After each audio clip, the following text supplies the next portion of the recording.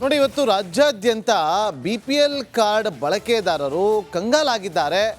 ತುಂಬ ಜನರ BPL card ರದ್ದಾಗಿದೆ ಅನ್ನೋ ಚರ್ಚೆಗಳಾಗ್ತಾ ಇದೆ. ಇದರ ನಡುವೆ ರಾಜ್ಯದಲ್ಲಿ ಯಾವುದೇ ರೇಷನ್ ಕಾರ್ಡ್ ರದ್ದಾಗಿಲ್ಲ ಅಂತೇಳಿ ಸಚಿವರು ಸ್ಪಷ್ಟನೆಯನ್ನು ಕೊಟ್ಟಿದ್ದಾರೆ. BPL ಕಾರ್ಡ್ ರದ್ದಾಗಿಲ್ಲ, APL ಕಾರ್ಡ್ ಕೂಡ ರದ್ದಾಗಿಲ್ಲ ಅಂತ ದೇವನಹಳ್ಳಿಯಲ್ಲಿ ಆಹಾರ ಸಚಿವರಾಗಿರುವಂಥ ಮುನಿಯಪ್ಪ ಅವರು ಸ್ಟೇಟ್ಮೆಂಟ್ ಅನ್ನು ಕೊಟ್ಟಿದ್ದಾರೆ. ಕೇಳಿ. BPL ಕಾರ್ಡು ರದ್ದಾಗಿಲ್ಲ, APL ಕಾರ್ಡು ರದ್ದಾಗಿಲ್ಲ, ಇದು ರಾಜಕೀಯವಾಗಿ ಅವರು ಮಾತಾಡ್ತಾ ಇದ್ದಾರೆ. ಈಗ BPL ಇಡೀ ರಾಜ್ಯ ದಕ್ಷಿಣ ಭಾರತದಲ್ಲೇ 80% ಇದೆ. ಇದೇನು ಕೆಲವರು BPLಗೆ ಅರ್ಹರಲ್ಲದವ್ರು ಇದ್ದಾರೆ, ಅದನ್ನು ತೆಗೆಯೋ ಕೆಲಸ ಮಾಡಿದ್ದೀವಿ. ಅವ್ರನ್ನ APLಗೆ ಹಾಕ್ತೀವಿ, ಅವ್ರು ರದ್ದು ಮಾಡೋದಿಲ್ಲ. ಅವ್ರಿಗೆ ಬೇರೆ ಬೇರೆ ಸೌಲಭ್ಯಗಳು ಏನು ಬೇಕಾದರೆ ಸಿಗ್ಬೋದು, APL ಇರ್ತಾರೆ, ರದ್ದು ಮಾಡೋದಿಲ್ಲ. BPL ಕಾರ್ಡು ರದ್ದಿಲ್ಲ, APL ಕಾರ್ಡು ರದ್ದಿಲ್ಲ. ಯಾರು BPLಗೆ ಅರ್ಹರಲ್ವೋ ಅಥವಾ ಅನುಕೂಲಸ್ಥರಿದ್ದಾರೆ, ಇನ್ಕಮ್ ಟ್ಯಾಕ್ಸ್ ಪೇ ಮಾಡ್ತಾರೆ, ಅಂಥವ್ರನ್ನ APLಲ್ಲಿ ಇಡ್ತೀವಿ. ಇಷ್ಟೇ.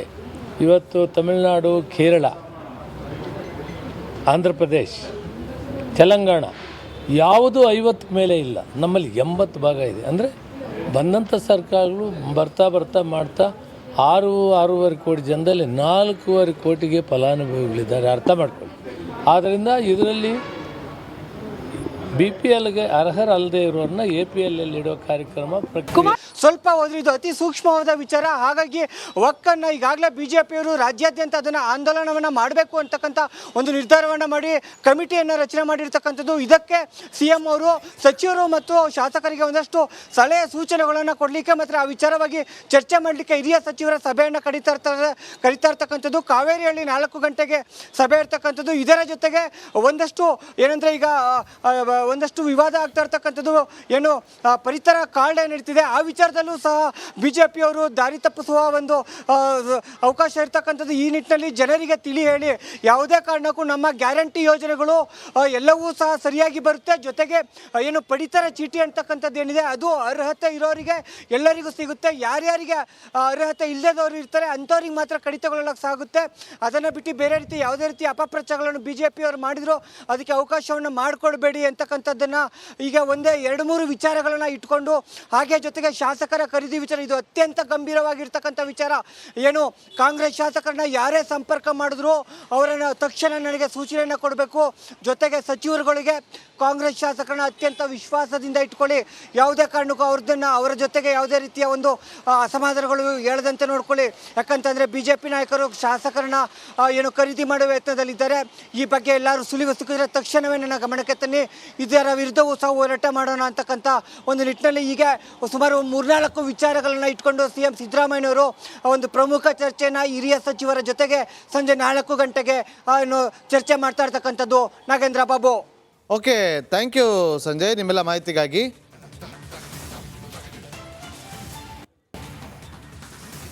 ಮಧ್ಯಪ್ರವೇಶ ಮಾಡಿ ವಾಗ್ವಾದವನ್ನ ತಣ್ಣಗೆ ಮಾಡಿ ಪರಿಸ್ಥಿತಿಯನ್ನು ಶಾಂತಗೊಳಿಸಿದ್ದಾರೆ. ಆದರೂ ಕೂಡ ಮುಂದೊಂದು ದಿನ ಈ ವಿಚಾರವಾಗಿ ಮತ್ತಷ್ಟು ದೊಡ್ಡ ಗಲಾಟೆ ಆಗ್ತಕ್ಕಂಥ ಸಾಧ್ಯತೆ ಇರತಕ್ಕಂಥದ್ದು.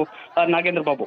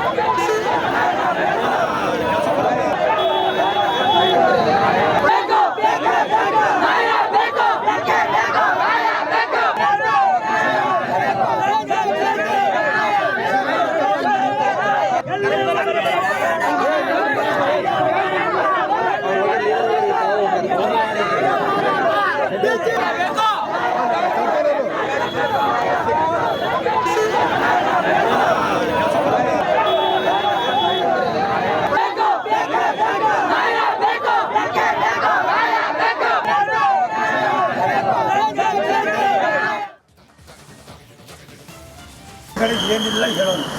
ಆಮೇಲೆ ನನಗೆ ಬೇರೆಯವ್ರಂಗೆ ಹ್ಯಾಂಡಲ್ಸ್ ಗೊತ್ತಿಲ್ಲ, ಹಿಂದಗಡೆ ಕುತಂತ್ರ ಮಾಡೋದು ಗೊತ್ತಿಲ್ಲ.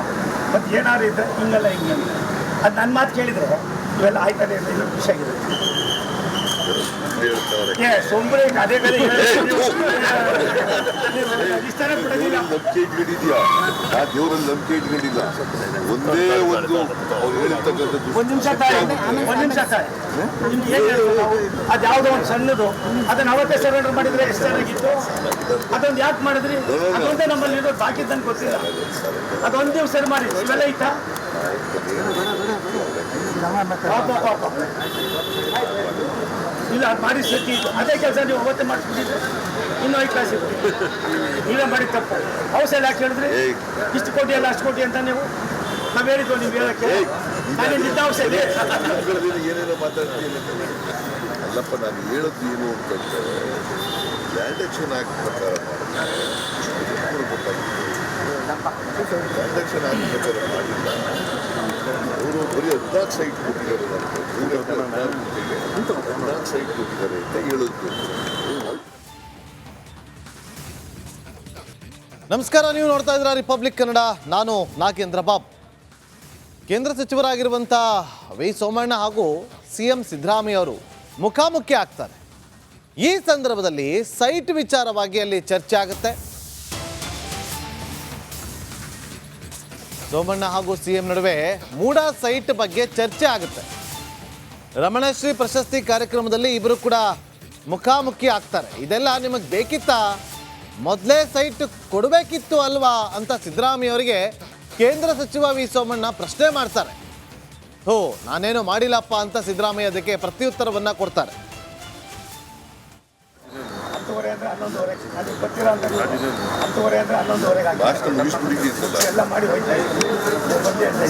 ನಾನು ಬರ್ತಾ ಇದ್ದೀನಿ ಅಂತ ಹೊಟ್ಟಿದ್ದೀನಿ. ಇಲ್ಲ ಇನ್ನೊಂದು ಹೇಳ್ತೀನಿ ಕೇಳಿ. ಸಿದ್ದರಾಮಯ್ಯನವ್ರ ಬಗ್ಗೆ ನಾನು ಎದುರುಗಡೆ ಏನಿಲ್ಲ ಹೇಳೋನು. ಆಮೇಲೆ ನನಗೆ ಬೇರೆಯವ್ರಂಗೆ ಹ್ಯಾಂಡಲ್ಸ್ ಗೊತ್ತಿಲ್ಲ, ಹಿಂದಗಡೆ ಕುತಂತ್ರ ಮಾಡೋದು ಗೊತ್ತಿಲ್ಲ. ಮತ್ತು ಏನಾದ್ರು ಇದ್ದರೆ ಹಿಂಗಲ್ಲ ಹಿಂಗಲ್ಲ, ಅದು ನನ್ನ ಮಾತು ಕೇಳಿದರೆ ಇವೆಲ್ಲ ಆಯ್ತದೆ ಅಂತ ಇದು ಖುಷಿಯಾಗಿರುತ್ತೆ.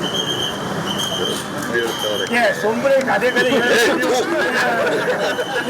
ಇಷ್ಟನೇ ಬಿಡೋದಿಲ್ಲ. ನಂಬಿಕೆ ಇಟ್ಕೊಂಡಿದ್ಯಾ? ಆ ದೇವರಲ್ಲಿ ನಂಬಿಕೆ ಇಟ್ಕೊಂಡಿಲ್ಲ.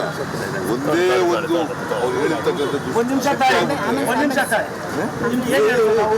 ಅದು ಯಾವುದೋ ಒಂದು ಸಣ್ಣದು ಅದನ್ನು ಅವತ್ತೇ ಸರೆಂಡರ್ ಮಾಡಿದರೆ ಎಷ್ಟು ಚೆನ್ನಾಗಿತ್ತು. ಅದೊಂದು ಯಾಕೆ ಮಾಡಿದ್ರಿ?